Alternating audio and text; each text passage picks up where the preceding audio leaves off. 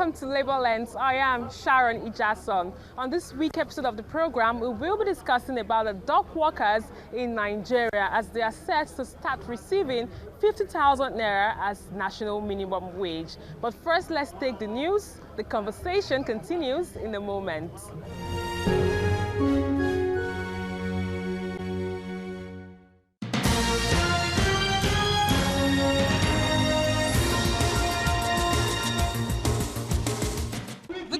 Demand for a new national minimum wage, according to labour leaders who participated in the protest in Lagos, Nigeria, has gone beyond the stage of negotiation. Labour leaders who attended the rally had this to say about the current struggle.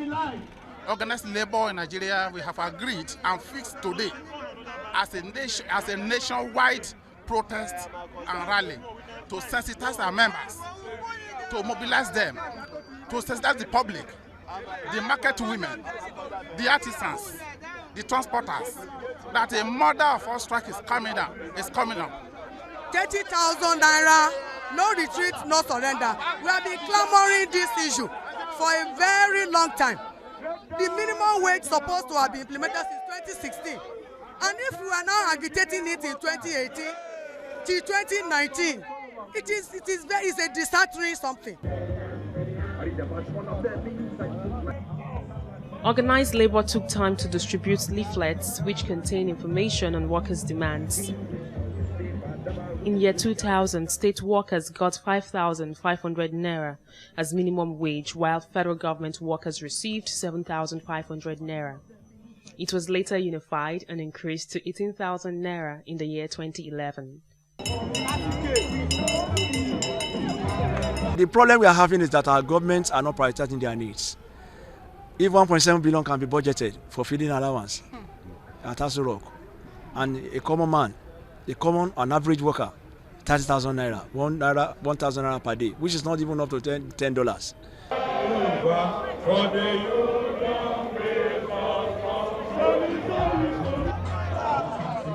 Workers in Lagos State were able to get the Lagos State Governor representative to receive their demands.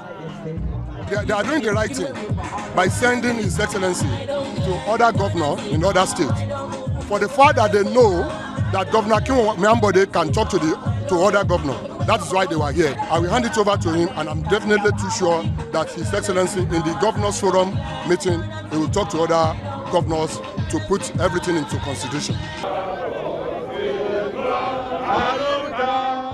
Organized labour just finished the sensitization exercise here in Ikeja, Lagos, and I am concerned about those that have been given papers on what should be expected from organized labour. Were you given the paper? Yes, I was given the paper. So what is your message to the government as an average Nigerian worker? What do you want from the government? My message to the federal government is to be sincere on this promise, 30,000. The federal government must pay this money. And whenever they even call, the labour call for, NSC call for strike, I will surely join them. I will support them.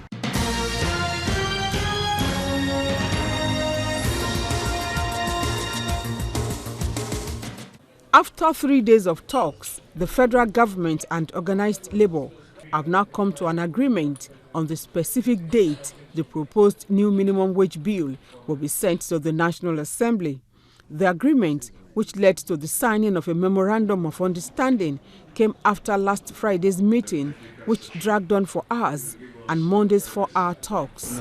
We have to go to Federal Executive Council with a council memo on that bill, and then after that we go to National Economic Council and the Council of States. We have had some useful discussion. As we are aware, you have also seen that we have tried to consult. Some progress has been made. At the resumed meeting on Tuesday, both parties went straight to business, and in no time, an agreement was reached. Labour and Employment Minister Chris Ngige is the leader of the government team. He expresses confidence the timeline set to table the bill before the Federal Executive Council, the National Economic Council, and the Council of States will be adhered to. Organized labour says it has fought a good cause, but believes the victory is not yet complete. Waba says workers' goal is the realization of the implementation of 30,000 naira as new minimum wage. We are going to try to religiously implement all the processes that will enable us transmit this bill within the stipulated time.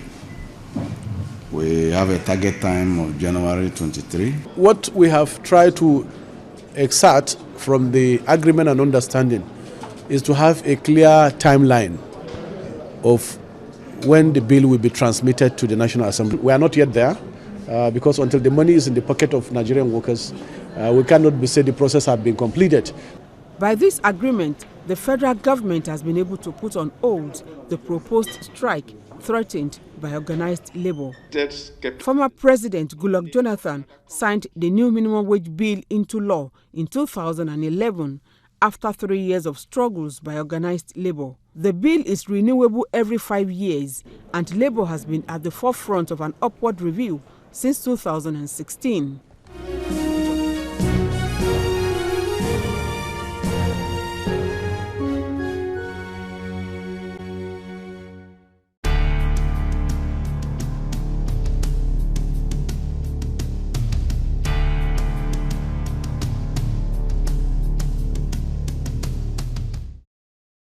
The International Labour Organization estimates that 2.3 million women and men around the world succumb to work-related accidents or diseases every year, leading to more than 6,000 deaths every day. Worldwide, there are around 340 million occupational accidents and 160 million victims of work-related illness annually. On my quest to find workers who have been involved in an accident at their workplace, I came across Ayodele Shakiru, a dock worker who has been working casually for more than 20 years. He tells me he worked with Ilutex in Tinkan Island Terminal for more than 5 years before he had an accident. The incident happened on the 23rd of October 2011. That time we are in midnight, because in the night I'm working on that day. And when we are working, I'm on the container. I'm on top of container. So immediately, I just want to turn for where I'm working to shift myself from where I did, because the mobile crane is going to carry container, come give us on top to position it. But immediately I turn like this. Now in my leg just turn. I don't forget that. I don't know that oil is on the container, and I wear shoe, that terminal shoe we are working using here. So immediately I turn like this, now my leg just turn like this. Before I say, may I climb something, my hand no fit touch where I feel to hold me. Now from there I come down, on top of container, come down, fall down here. So as I fall down, this place, it break, and yeah, it shifts. So now the thing when I see with that, so when I just open on I see myself at hospital. He tells me his job involved loading, checking and unloading of truckload freight shipment using a forklift, pallet, jack and truck, all by hand. Mr. Shakiru says he can no longer meet up with the demands of his family because jobs on the dock require physical strength. Since the time the incident is happened, I'm facing different challenges of to paying for house rent and for their school fees. Even I have already changed my children, because from one school to the another one, because of to pay their school fees. And even on the house rent, there are sometimes I went to the company to assist me on the matter, and they say nothing they can do. So nothing. I face different, even family in my family, to feed well, to do what I want, what I'm supposed to do in the house is so hard. So there is no way, because I know feel I can't go anywhere to struggle for myself. He wants Ilutex to compensate him as he can no longer use his left leg effectively. I have been working with them, or dock industry, is more than 10 years. And this so what has happened to me, I even think that it can be like this because so different companies they are surrounding our house like Silvers and PTML. When the kind of incident is happened to, they have been compensated them. Even some of them are still working with them again. Where we say they are paying them some good money like 10 million, 7 million for compensate from the incident that happened to them on the work. But I don't know why my home is be like this because it's only the treatment they are giving me and I know any other thing again. And to feed my family is so hard. So my own is to appeal to them to assist me for better living more than this. William Enu also tells a story of how his right hand is no longer effective due to an accident he had at work. Mr. Enu, who is also a dock worker at Ilutex, accuses the company of ill treatment. I want them to compensate me and to give me further treatment because I'm still feeling pains on my hand, my body, and even where they cut here, I'm still feeling pains on it. In December, the Maritime Workers Union of Nigeria, led by Adewale Adeyanju, signed a collective bargaining agreement with terminal operators on the regularization of workers in the ports and ensuring that workers in the sector get gratuity, pension, and compensation if accident occurs. Mr. Shakiru and Enu are hopeful the relevant agencies will come to their aid as they are partially disabled.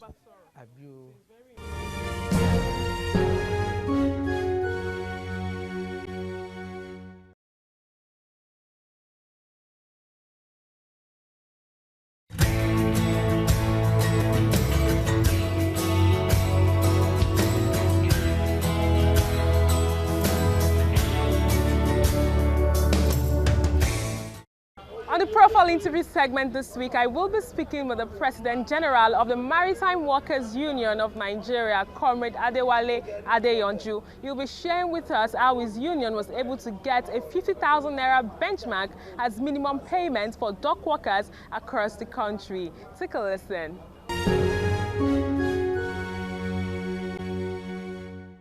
It's good to have you on the program. Thank you for having me, my sister. It's been a lot of things that have actually happened since our last conversation. And the good news right now is that the least dock worker will actually earn 50,000 naira as new minimum wage. Looking at the fact that Nigeria is battling with 30,000 naira as the new national minimum wage, can you tell us the process it actually took for you to be able to achieve this feat? Well, I want to thank you for having me on your program. Well, it is not easy to deal with capitalists. What I mean by capitalists is this: the terminal operators, some of them are indigenous terminal operators. We have the globalized ones that are come and invest in Nigeria. And their attitude towards the workers sometimes encourages. But for the past couple of years, about almost 15 years ago, we've not been having the type of agreement we have this time around. And it is God that did it. And with the support of the stakeholders, the support of terminal operators, the chairperson of terminal operators, the Nigerian Port Authority, who are the master stevedore in the past, before they transcended to terminal operators. Then the NIMASA as well, who midwife the NGIC. We have to thank them for a good and a wonderful job. The 50,000 minimum wage you're talking about, it's a long story, which I think I will not be able to say more, but I will only say a little about it. For the past 8 years now, we've been battling over it, where somebody will be on salary of 30,000 naira for 8 years. And we felt there's need for us to improve upon their wages. And moreover, we have a 3 mode of operations in the port, related to dock workers' job. We have permanent employment, we have payment by tonnage, and we have time-related wages. The permanent employment are those ones engaged by the terminal operators themselves. The payment by tonnage are those ones that are operating on bulk cargo operations. So we felt there's need for us to have a minimum standard.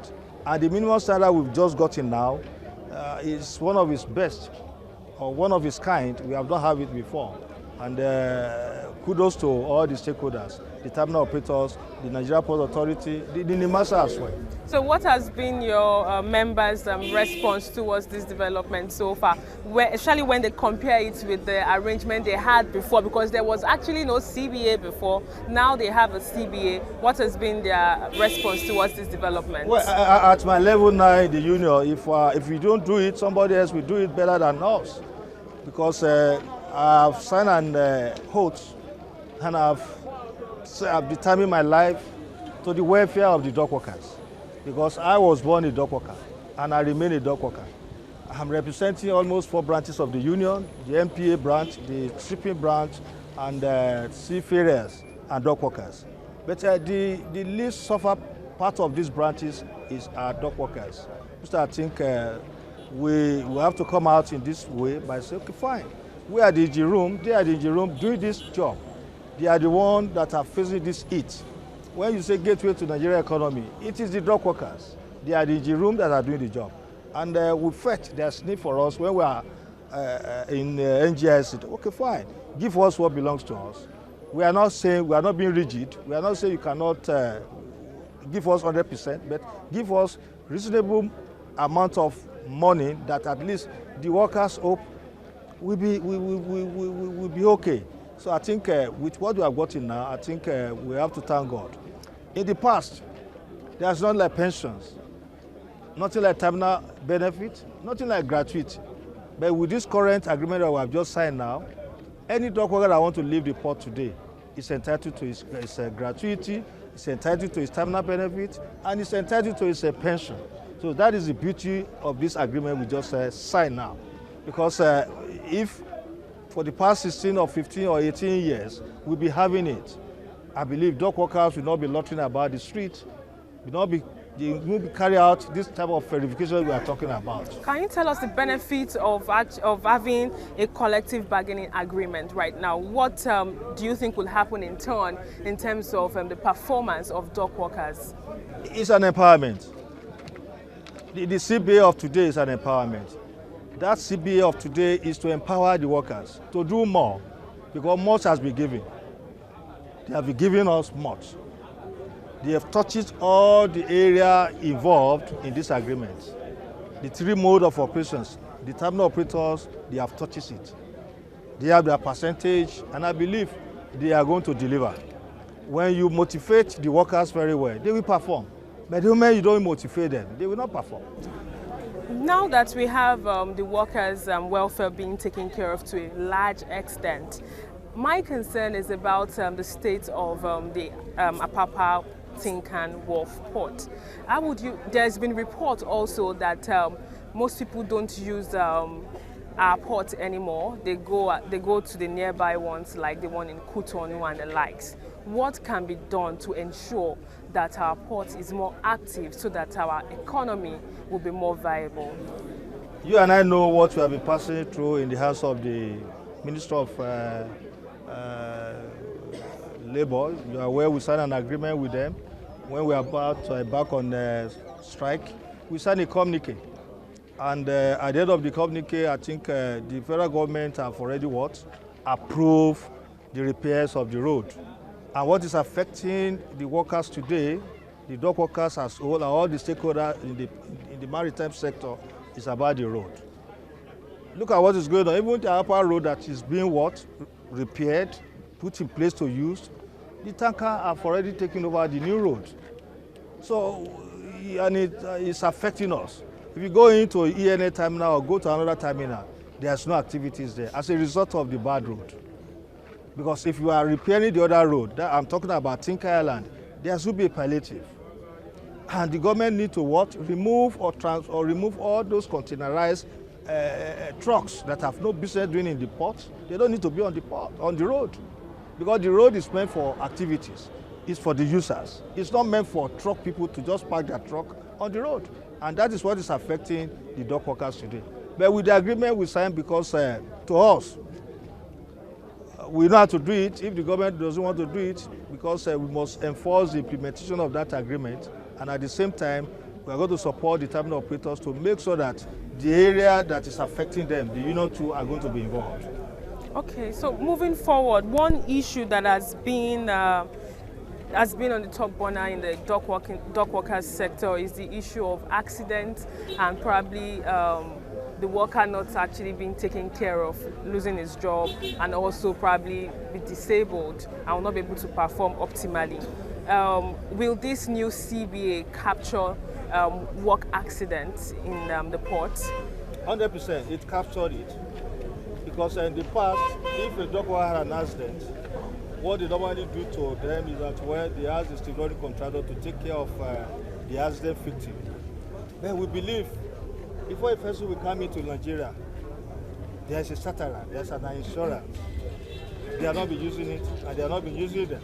But this time around, with this new agreement we have just signed, the union is involved, the terminal operators are involved, the P&I club who happen to be the insurance, because all the workers on board the vessels, both on board and ashore, are being insured by the insurance.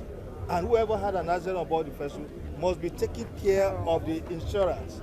It's part of this agreement. So we have shifted most of all this problem back to the terminal operators, not shifting it back to the stevedoring contractors, whom they are not encouraging. Because the stevedoring contractors, they were not well paid. How would they take care of the welfare of the workers when they were not well paid? So compare with if somebody had an accident and you now shift it back to the stevedoring contractor to manage, where is he going to get the money from?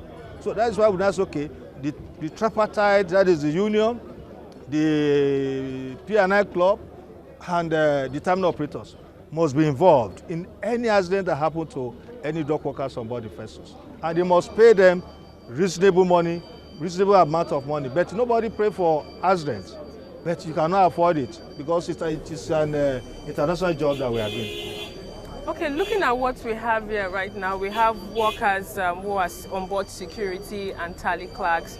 They are right here for verification. Can you share with us how you got to this point of verification? Well, I'm delighted, very, very happy to see that for the past couple of years now, we'll be battling these issues of tally clerks and on board security men. And kudos to the Managing Director of Nigeria Port Authority, who, as a good mother, came out and said, okay, fine, let us verify them, make sure that they pay them what belongs to them. Because they are Nigerian men. They have family at home. They have contributed their quotas into this industry. Because the way you terminated the appointment of the stevedoring contractors, who take care of the workers under them? Who take care of the workers under them? And that is why we now say, okay, fine.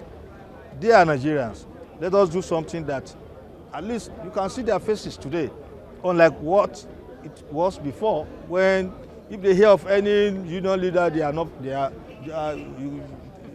anxiety on them is almost very hot. But now, they now believe that there's hope for them. There's hope. Myself can sleep with my two eyes closed. But when you don't pay my workers, when you don't pay my members, how will I feel happy? Because the matter has been lingering on for almost 2 years and some months. But the management of Nigeria Port Authority, through the support of the MD of NPA, said, okay, fine, let them go and verify them. It's not only Lagos alone. They've done that of Port Harcourt, Warri, Calabar, Onne. I think Lagos is today is the last day for all the verifications. And we are so happy, we are so delighted that at least something is coming to the life of tally clerks and on board security men. All right. Finally, I would like to ask you, are there any measures in place to ensure that the CBA agreement is honored? There's no how this CBA is not going to be honored by all the party concerned. An agreement signed by the union, agreement signed by the DG Nimasa, ably represented by the ED Cabotage, agreement signed by the terminal operator themselves. Whoever reneged in the agreement fail to enforce the agreement, we face the wrath of the union. Because the beauty of this agreement is well spelled out. We have sat for 6 months, and we have come out with a very good blueprint for the dock workers all over Nigeria's seaports. So nobody can tamper with the agreement. So how does this take care of casualization of workers in your sector? Yes, my sector falls in 3 ways. Like I said, that we have 3 modes of operations. We have permanent staff, we have payment by tonnage, those ones that are on board cargo operations. We have time-related wages. Those are the tally clerks and on-board security men, the people you are seeing around me here. So it takes almost, let's say, 50-50, both casualization and permanent employment. And in the near future, maybe very soon, we may come in with another idea, because every minute you think how to take care of your workers, how to protect their welfare. We might say, okay, fine, we want permanent employment for all the dock workers all over Nigeria's seaport, so that everybody will belong to the same one family, not having 3 husbands, 3 wives. So it's a new year, and is that one of the vision and blueprints you have for 2019? Fantastic. Those are the things I have. I even have more than that. I have more than that, but I will not say it now. Because if I should say it now, I don't know who is beside me, and I don't know who is watching me. So let us just keep that one in our own archive. So when time comes, I will invite you. So, but what are your expectations, if I must ask? Yeah, my expectation is very, very high. High in the sense that we must make sure that we enforce this agreement from page 1 to the last page. The good side of that agreement must be what? Protected by the union, by terminal operators, by NIMASA, our regulatory agency. We must make sure that we enforce the agreement, because now the dock workers today, they have gotten an employer. If they are going tomorrow, instead of asking us to go and meet the stevedore contractor that they were not well paid, now it is terminal operator that pays our gratuity, that pays our pensions, that pays our terminal benefits. That is the beauty of this agreement. Thank you very much for joining me on the program. Thank you for having me, my sister. And that's all we can take on today's edition of the program. Join us next week for a fresh edition of the show. I am Sharon Ijason. Thanks for watching, and remember, labor creates wealth.